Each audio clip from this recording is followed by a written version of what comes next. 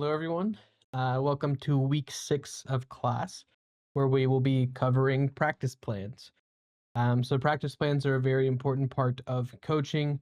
Um, Basically, I'll just go through real quick, kind of like some things about practice plans, and then we'll get into what's going on for this week. There are some articles for you to read, and I'm going to break down the project at the end. So, I'm going to try to keep this kind of brief. So practice plans. Why do they matter?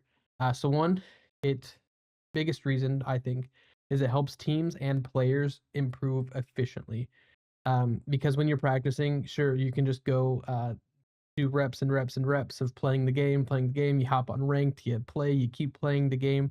Yeah, obviously you're gonna get better at the game the more hashtag time in you put. Um, but it might not be efficient and you might not be looking at all of the areas that you need to improve in because if you're just tilt queuing for 5 hours in a row on Valorant, sure, you might get mechanically better at the game or know what's going on, but you're not going to effectively or efficiently get better, especially with a team. Um, Practice plans avoid playing without purpose. So again, it gives you a reason to work on something or you're looking at something as you go through and play. It also builds teamwork, strategy, and consistency as a team. Obviously, practice plans are going to look very different depending on what um, game that you play. The practice planning for Super Smash Brothers is going to be very different because at the end of the day, it's just you and whoever you're going against um, in game in that minute, right? But in something like Valorant, you have multiple teammates and are looking at multiple other people on the opposing team that you have to worry about, keep track of.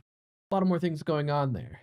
Um, or a game like Halo, where not only do you have you and three teammates and four opponents, but you also have things like time power weapons or different objectives and things like that, depending on all of the different game modes and stuff that you play in a Halo match. So that's just why practice plans matter. Here's some types of practice that you might see in esports. So mechanical practice.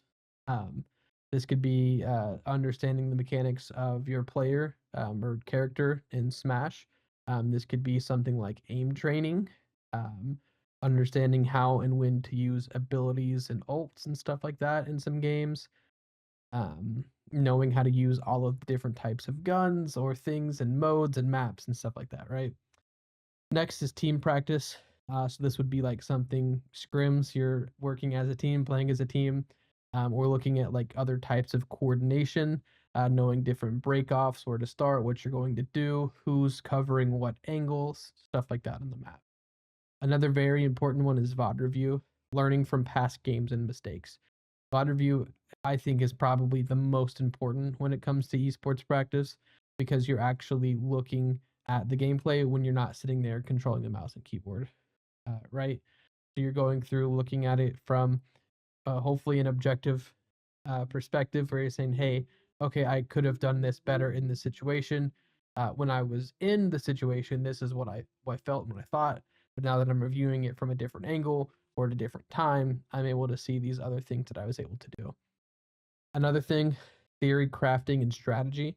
So we talked a little bit about this with coaches, but this could be things like meta analysis, scouting report, potential playbooks for different like breakoffs or strategies or how to run a map or something like that in esports.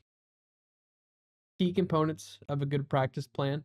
So this is something to keep in mind as you're doing your assignment. Clear goals. What are you working on today? Whether it be rotations, map control, comms, things like that. A structured schedule. So you're going to want to break down practice into focus blocks so that you know what you're doing at different times and can shift the focus if needed during a practice. Another thing is a balanced approach. So you want to avoid burnout, mixed gameplay with review, other skill drills and stuff like that. Another thing, accountability and reflection. So set your goals, track your progress, and then review so that you can reset your goals, continue to track your progress, and always review. That reviewing is very important, but adjusting after review is so important. So sure, you can just set a goal at the beginning of a semester for a college team, and never adjust your goals, and maybe you accomplished that one, but so many other things came up while you're going through practice that maybe you needed to work on too. So some common mistakes or something like that and some solutions for them when it comes to practice planning is just playing instead of practicing. You see this a lot. You just have a team go queue ranked. Ensure you're playing again. You're getting that time in, but maybe you don't have clear objectives, and that's how like a solution to that. So if you do plan to just go queue ranked for your team, have some objectives with this. Hey, we're gonna make sure that you focus playing on this character or using this abilities, learning how to do this thing while we're playing ranked. Another thing, ignoring mental and physical health is something that can happen very easily when you're grinding in esports. Very easy to sit down in front of the computer, in front of the screen, and grind 4 or 5 hours, right? You can't ignore your mental health and your physical health. Take breaks, stay hydrated, get up, take a lap, do some jumping jacks, different things like that. Avoid that burnout.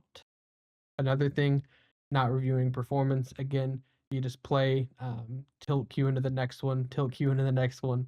Oh, that was a great one. All right, let's queue again to do it again. You need to VOD review.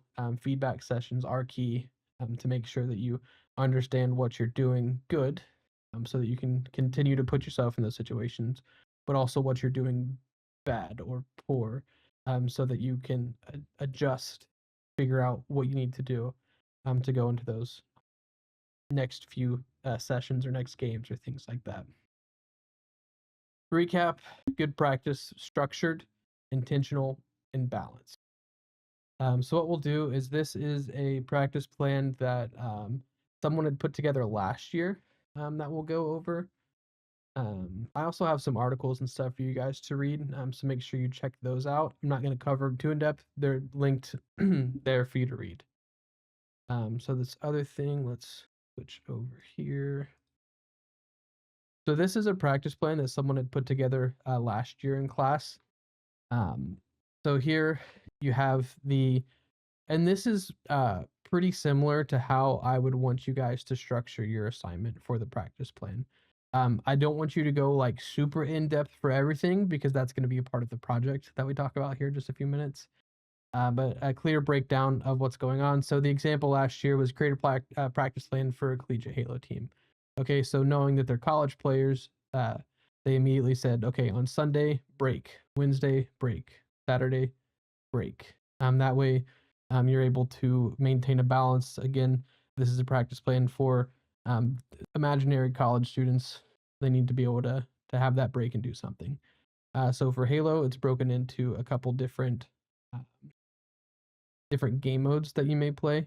So this person chose to have specific practice days for those specific game modes, with bringing it all together on Friday. So Monday, Slayer; Tuesday, CTF and Oddball; Thursday, Strongholds, King of the Hill; Friday, Scrim.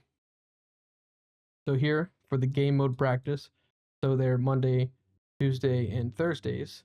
You want to start with hand exercises, get warmed up. If you're sitting there playing for a couple hours, you need to make sure that you're doing the right things with your hands so that you don't have issues and stuff. One game of any game mode to just warm up and get the fingers moving, get the sticks moving for Halo. Also going to do some aim training. They brought this in here. 45 minutes of it to go through, work on your aim, do your different things. This is important here. So discuss strategies for the first game mode of the day. Play a game of that game mode. Watch the VOD of the game, discuss. So here we're seeing planning, doing, and reviewing. Play another of that game mode so you can focus on what you need to improve. Watch that VOD to determine if you have improved. Take a break and then repeat those steps for the second game mode, unless it happens to be Monday, where you're playing Slayer again, since it has the most maps in rotation for that Halo. So this is a good example. One thing that I would have liked to see here is a breakdown of timing for the different blocks. So you see it in a couple spots for the 45 minutes aim training and 30-minute break. How long do you think you're going to spend for those VOD sessions or for playing those games is something that could be important to add to. So for the scrim, we see something a little bit different. Hand exercises, warm-up game, aim training. Watch the VOD of the opponent to help create a game plan for when you scrim them. play the game or play the full scrim. So now you have one map of each game mode, full set, break, quad, and then maybe do another one, or whatever your practice ends up being. So this is a pretty good example. When you guys make yours, don't just copy this one-to-one. Please put some thought into your own practice plan. I'm giving this to show you guys how something should be formatted, not as something to copy as you go through. So for yours, you are going to answer as if you're the coach of a collegiate Valorant team. If you don't know a lot about Valorant, there's not there can be a lot that goes into it.